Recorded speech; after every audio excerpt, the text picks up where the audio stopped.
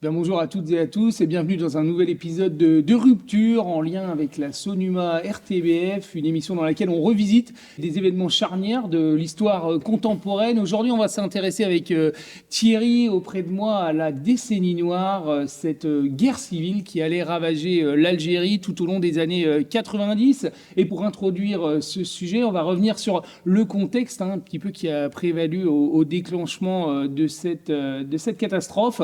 On est à la fin des années 80, en 88 précisément, à Alger, avec un extrait d'un reportage de la RTBF qui évoque le contexte social et économique particulièrement déprimé que connaît le pays.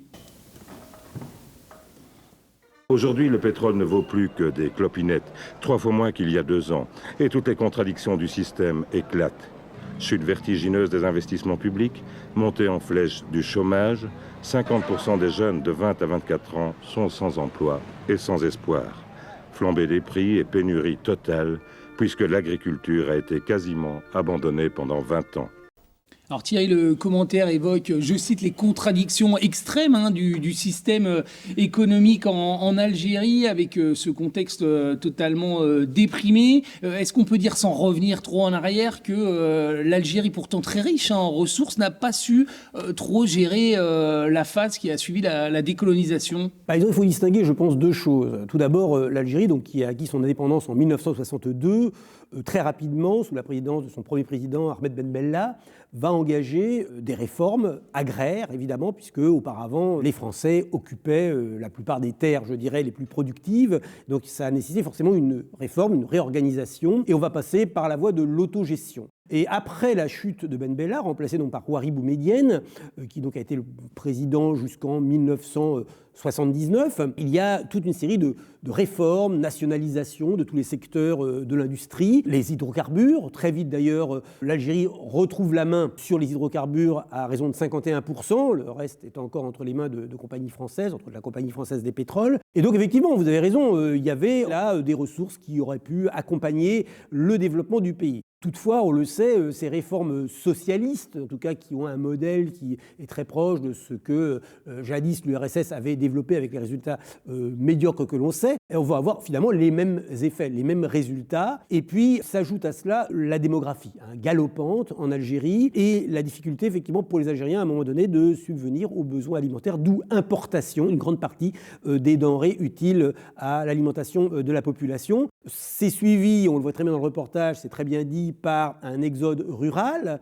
On aura même à un moment des mesures, là on est à l'époque donc de la présidence de Chadli Benjedid, qui a succédé donc à Houari Boumedienne, donc qui est devenu président en 1980, et dans les années 80, effectivement, on aura même une politique visant à ramener des gens à la campagne, parce que ça devient intenable dans les villes. Donc tout cela, bien sûr, participe de ce mal-être et de ce malaise social et économique, d'autant plus que le parti qui est au pouvoir, le FLN en fait, qui est finalement le parti qui a fait l'indépendance et donc qui s'assume comme le parti unique, il faut quand même le rappeler, nous sommes sur un régime qui est une dictature, n'arrange pas les choses parce que c'est un système qui a mis la main aussi sur une partie du système économique et donc il y a une nomenclatura qui s'en met un peu plein les poches. Par-delà le fait qu'il y a tous ces problèmes, il faut le dire quand même, justement dans les années 80, il y a bien ce changement quand même de dogme économique, puisque avec Chadli Benjedid, on le voit dans sa charte entre autres de 86, la volonté de privatiser certains secteurs, etc. Mais est-ce que ça arrange les choses ? Pas forcément beaucoup mieux. Et donc, il n'en demeure pas moins vrai qu'avec en plus, il faut le dire, une conjoncture un peu déprimée dans la deuxième partie de la décennie 80, la situation en Algérie est loin d'être brillante. Et cela, bien sûr, est à l'origine certainement de cette insatisfaction montante que l'on voit apparaître tout au long de cette décennie dans le pays. Alors c'est un pays qui essaye quand même de se mettre en mouvement. Il y a des réformes, notamment politiques, qui sont mises en place à la fin des années 80. Alors oui, un petit peu tardivement, puisqu'au départ, effectivement, le régime... Alors si le régime se montre quand même plus sensible à réintégrer beaucoup de grandes figures de l'indépendance qui avaient été mises sur la touche, je ne parle même pas de ceux qui ont été assassinés carrément à l'époque soit de Ben Bella, soit de Boumedienne surtout, mais effectivement, il y a même des réhabilitations. Donc il y a un petit mieux, mais c'est vraiment qu'à la fin des années 80, à la suite d'événements dont nous allons reparler, qu'un phénomène de démocratisation va avoir lieu. Pour le reste, le régime reste quand même un régime autoritaire qui tient le pays d'une main de fer. Et il ne faut pas oublier qu'il joue aussi sur un autre aspect. Il y a d'abord une demande d'arabisation, qui est quand même un phénomène important. Et puis il y a aussi une demande, non pas d'islamisation, mais en tout cas un retour vers la religion qui s'explique aussi par les déconvenus de la vie socio-économique. Et donc on voit apparaître effectivement un retour vers cette religion, alors parfois sous un mode très pacifique, mais apparaissent en effet, rappelons-le, les premiers mouvements activistes, je dirais, dont on va retrouver finalement plus tard le mode de fonctionnement dans les années 90. Mais ils existent déjà, et il y a déjà des processus de mini-guérilla qui se déroulent dans l'arrière-pays algérien. Donc tout cela est en place à ce moment-là, et comme je l'ai dit, c'est la dégradation brutale de la conjoncture à la fin des années 80 qui va finalement accélérer un peu l'histoire algérienne. Et alors on le voit, un contexte explosif, marqué par des manifestations dans les années 88, on le voit en images avec un extrait d'un reportage de la RTBF. De nombreuses arrestations ont encore été opérées pendant le couvre-feu cette nuit à Alger. Cela porterait le bilan des interpellations à plus de 1000 maintenant. Aujourd'hui, le centre d'Alger est resté calme, à part quelques actions très ponctuelles de petits commandos qui opèrent en silence et se déplacent très rapidement. Ces commandos n'ont plus rien à voir avec les jeunes inorganisés des premiers jours. Ceux-ci sont manifestement entraînés et agissent avec ordre sur des points précis. À l'ouest, Oran, la deuxième ville du pays, est toujours sous haute surveillance et on signale une reprise en fin d'après-midi de l'agitation qui a déjà beaucoup endommagé le centre-ville. À l'est, toute la Kabylie est en alerte rouge et de nombreux villages de cette région prompts au soulèvement ont déjà beaucoup souffert des événements de ces dernières heures. Mais en cette fin de journée, le point le plus chaud risque d'être Kouba, une banlieue populaire de la capitale. Selon des témoins oculaires, l'armée aurait tiré cet après-midi sur un groupe de personnes. Il y aurait eu 3 morts.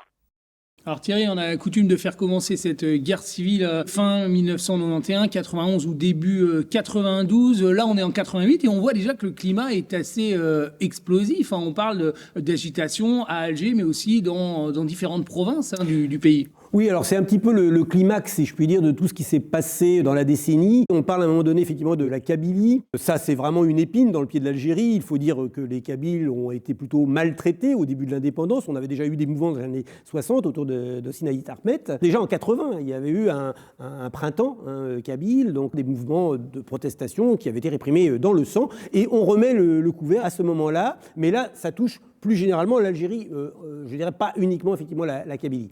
Et donc oui, la raison en est essentiellement une protestation contre un régime que l'on sait corrompu, cet immobilisme, cette absence de vie démocratique.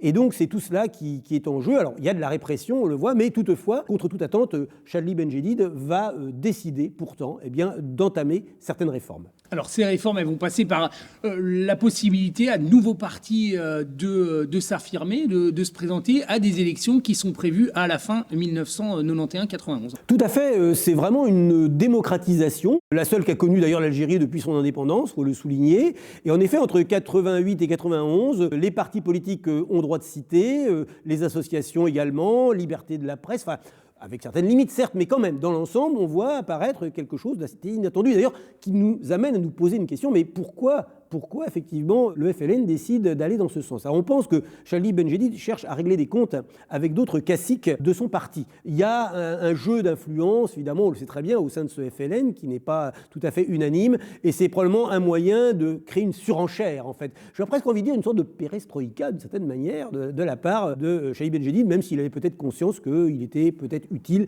de changer un petit peu les règles du jeu dans son pays. Et donc c'est ce qui se passe et qui conduit effectivement à des élections qui devaient logiquement apporter une assemblée pluraliste, susceptible donc de diriger différemment le pays. Et alors, cette perestroïka de Chadli Benjedid va un peu échapper à son initiateur, parce que le parti qui va avoir le vent en poupe, c'est le FIS, le Front islamique du salut, un parti islamiste, comme son nom l'indique. On le voit en image, on est à la veille de ce premier tour des élections législatives qui vont changer le visage de l'Algérie. Et la victoire du FIS, c'est bien, vous croyez, pour les femmes? Bien sûr. Pourquoi? Pour l'Oumma Islamia. Et ça va régler les problèmes? Bien sûr. Qu'est-ce qu'ils vont faire maintenant, vous croyez? Qu'est-ce qu'ils vont faire maintenant, le fils? On ne sait pas. Le fils, il est... Vous allez voter au deuxième tour encore? Le fils, oui, le 16, Inch'Allah. Aussi pour le fils? Pour le fils, toujours pour le fils. Yahya le fils. Les anciens, par contre, sont plus réticents et certains, non sans courage, avouent leur inquiétude devant l'instauration d'un État fort qui, islamiste ou non, ne leur plaît pas vraiment. Personnellement, non. Ça ne fait pas plaisir. Ça en fait plaisir si c'était un démocrate, oui. Parce qu'un démocrate, il y a plus de liberté, de s'exprimer, de dire ce qu'on veut, vous voyez. Tandis que si c'est le fils passe, c'est exactement, c'est un parti unique. Ça deviendrait comme dans le C'est passé. la même chose, comme si c'était le FLN avant. Un parti unique. Alors Thierry, on le voit, c'est une véritable lame de fond qui semble secouer l'Algérie avec une énorme ferveur populaire pour le fils qui va obtenir au premier tour une large majorité des voix. Ça semblait complètement inattendu pour les autorités algériennes. Comment l'expliquer ? En fait, comme on l'a dit tout à l'heure, il y avait effectivement une ferveur vers la religion de la population qui, ne trouvant pas d'autres modes d'expression, ça existe d'ailleurs dans d'autres scénarios d'autres pays, je pense à l'Iran entre autres avant la révolution iranienne, sauf que le pouvoir n'en prend pas la mesure. Alors il y avait bien un mouvement islamique algérien, terroriste, qui avait sévi violemment, qui avait été réprimé, et une fois cette répression effectuée, les autorités pensaient que le problème était réglé. Là on voit que c'est l'exutoire, c'est-à-dire vraiment le ras-le-bol, la détestation d'un régime qui amène en effet une grande partie de la population à voter pour cette formation, le FIS, donc qui est apparu dans l'échiquier politique, qui alors a un profil qui semble pas trop modéré. Ce n'est pas un parti bien sûr terroriste, cela va de soi, c'est un parti qui se veut être un parti de gouvernement, dont le programme d'ailleurs n'est pas très très clairement établi, mais il est bien question effectivement quand même de quelque chose qui renvoie aux valeurs des frères musulmans, parce qu'on revient toujours bien sûr à cet islam politique, et c'est bien cela qui est bien sûr en ligne de fond derrière les chefs, en tout cas les dirigeants de ce parti. Et donc dès le premier tour, qui a lieu à la fin du mois de décembre 91, c'est un raz-de-marée, puisque dès le premier tour, ils ont déjà, je crois que c'est 180 sièges à assurer, donc c'est pas tout à fait la majorité, mais ça veut dire qu'ils vont forcément avoir une large majorité au deuxième tour qui était censé avoir lieu donc au mois de janvier. Ce second tour n'aura jamais lieu.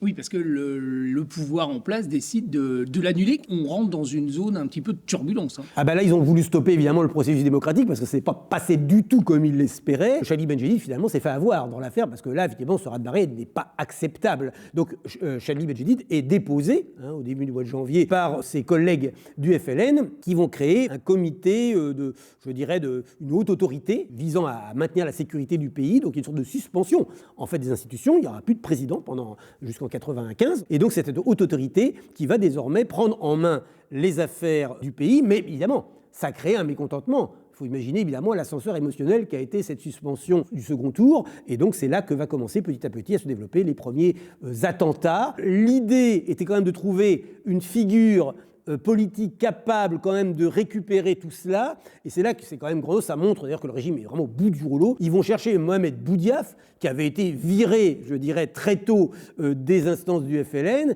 mais qui est une des dernières figures notables, je dirais, qui rappelle la grande époque. C'est intéressant de voir cette nostalgie archaïque. On revient au bon vieux temps, si je puis dire, entre guillemets, de la guerre d'Algérie, de la guerre patriotique, et on met ce monsieur, mais qui va être assassiné quelques mois plus tard, peut-être par le FLN, parce que, à qui profite le crime? On sait qu'il voulait faire un peu table rase de la corruption ambiante, et donc il est possible qu'on n'ait pas trop apprécié son message. Il est donc éliminé, et pour la suite, c'est-à-dire que c'est en fait la guérilla menée par le GIA principalement, qui est la principale formation bien sûr islamique, qui va en fait occuper très largement le devant de la scène politique algérienne. Alors Thierry, la violence s'est installée en Algérie. Comment est-ce qu'elle se diffuse? Est-ce qu'elle touche, dans cette première partie des années 90, tout le territoire algérien? En fait, ça commence d'abord par des attentats sporadiques. C'est le cas durant l'année justement 92, encore 93. Et puis effectivement, à partir de 93, on voit apparaître une véritable guérilla, des maquis, surtout dans les régions de montagne, très reculées, difficiles d'accès pour l'armée. Donc on voit une montée en puissance qui va bien sûr se développer pour atteindre son point culminant dans les années 96-97. Alors justement, on va le voir, un petit peu le climat de cette Algérie plongée dans la guerre civile à travers un reportage de la RTBF. On est en 1995 entre Alger et la ville de Chlef. À partir de là, vous ne verrez malheureusement pas grand-chose des images que nous avons filmées. Un hélicoptère de combat lance-roquettes est entré en action. Juste avant notre départ d'Alger hier, on nous a obligés à effacer ces images. Ce que nous savons et que nous avons vu, c'est que l'accrochage a fait 2 blessés parmi les soldats et 3 tués parmi les terroristes. 3 tangos abattus dans le langage militaire.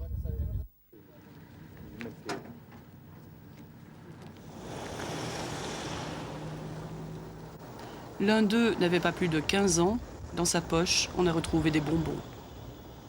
Alors Thierry, ce reportage, cet extrait a évoqué les tangos, ces rebelles hein, qui ont parfois, on l'a vu, 15 ans, sont très très jeunes. Ils font souvent partie de ce qu'on appelle cette organisation que vous avez citée, qui s'appelle le GIA. Elle recrute où ? Elle va recruter essentiellement des populations souvent un peu marginales, désœuvrées, beaucoup de populations rurales, évidemment, parce que c'est surtout dans des zones, je dirais, rurales hein, que se déroule ce conflit. Dans les villes, il a beaucoup moins de prise. Il y a eu, je vous l'avais dit, des attentats, mais après, c'est vraiment en dehors des grandes villes que, pour l'essentiel, se déroulent effectivement les combats. Et donc, on est dans une véritable guerre civile, hein, d'où la présence, bien sûr, de très jeunes gens dans ce conflit. Avec, en réponse, l'armée qui a une main particulièrement lourde. Ah, c'est très violent, hein. La répression, évidemment, est terrible. Comme je l'ai dit, il y a eu quand même longtemps une sorte de tentative pour réussir à calmer le jeu en prenant contact, entre autres, avec les dirigeants du FIS qui avaient été arrêtés très très tôt, dès 1992, évidemment. Et puis, il y avait aussi l'opposition, qui du coup n'existe plus, parce que, bien sûr, la parenthèse démocratique est refermée, et donc la haute autorité a repris vraiment les choses en main, et donc c'est à nouveau le FLN qui domine.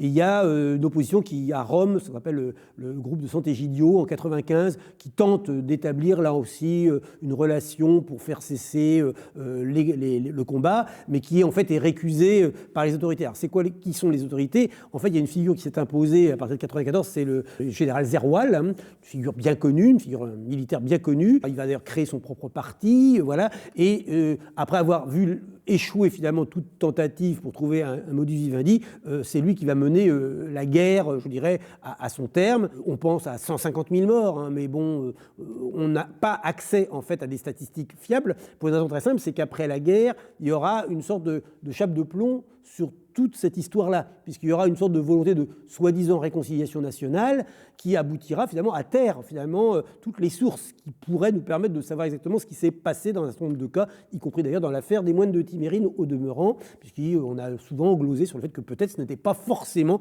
le GIA qui était dans le coup, mais peut-être des services secrets algériens qui avaient intérêt à envenimer un petit peu les choses et à discréditer le GIA. Quoi qu'il en soit, c'est un demi-échec, et c'est ce qui explique peut-être pourquoi Zerwal décide de ne pas se représenter. D'ailleurs, il quitte son mandat présidentiel, il avait été élu en 1995, on avait rétabli un président de la République dès 1999, et c'est donc Abdelaziz Bouteflika, son successeur, qui va engager effectivement un processus, entre guillemets, de réconciliation, et en tout cas de paix, puisque en effet les combats cessent, j'ai envie de dire, faute de combattants, même si en fait il y a une guérilla qui se maintient au fil des décennies et qu'on retrouve, on retrouve du côté du Sahel, des groupes comme Hakimi, etc. Il y a un fil conducteur qu'il faut établir, mais c'est vrai que le moment d'intensité est passé après, on va dire, dans la décennie 2000. Est-ce que l'Algérie est sortie un petit peu isolée au niveau international de toute cette décennie noire ? Ah bien sûr, totalement. Bien sûr, comme tout ça est assez opaque, c'est vrai que l'Algérie est un petit peu isolée dans son monde, et surtout, il ne faut pas oublier aussi le coût, au-delà du coût humain, le coût économique. Hein. Le pays ne ressort pas, évidemment, dans une situation très très brillante, et donc il faudra quand même pas mal d'années pour que l'Algérie retrouve une situation à peu près correcte, sauf que ce qui est terrible, c'est qu'ils sont retombés au point de départ. C'est-à-dire qu'en fait, ce qui avait été initié en 88, eh bien, c'est terminé. Les nombreuses présidences de Bouteflika, c'est le retour à une sorte de période immuable où plus rien ne bouge et où le FLN a retrouvé ses marques. Rappelons qu'Abdelaziz Bouteflika est un ancien du FLN, encore un, qui avait d'ailleurs été écarté du pouvoir à un moment donné pour des histoires de corruption au début de la présidence Chadli Benjedid. Ça en dit long, effectivement, sur l'état, je dirais, de sclérose dans lequel se trouvait à cette époque, effectivement, l'Algérie. Algérie, et où elle se trouve d'ailleurs encore. Et même le grand mouvement du Irak, en 2020, n'a pas réussi à réamorcer un nouveau processus de démocratisation. Et non, tout à fait, il n'y a pas eu de printemps arabe en Algérie. Il faut dire que ce qui se passe à côté et l'évolution de certains mouvements ont peut-être refroidi. Enfin, en tout cas, c'est vrai qu'il y a eu, je crois, que les années de plomb, qui ont été les années 90, je crois, ont été pour beaucoup dans le fait que l'Algérie n'a pas trouvé le dynamisme pour pouvoir relancer à nouveau un mouvement qu'on ne va retrouver qu'au moment où le président Abdelaziz Bouteflika va vouloir se représenter une énième fois, 5e, les souvenirs sont bons, à la présidence, où là, effectivement, on va avoir à nouveau un mouvement, mais qui, hélas, n'aboutira guère plus que celui de 88. Eh bien, merci Thierry, merci à toutes et à tous, et à bientôt pour de prochaines ruptures.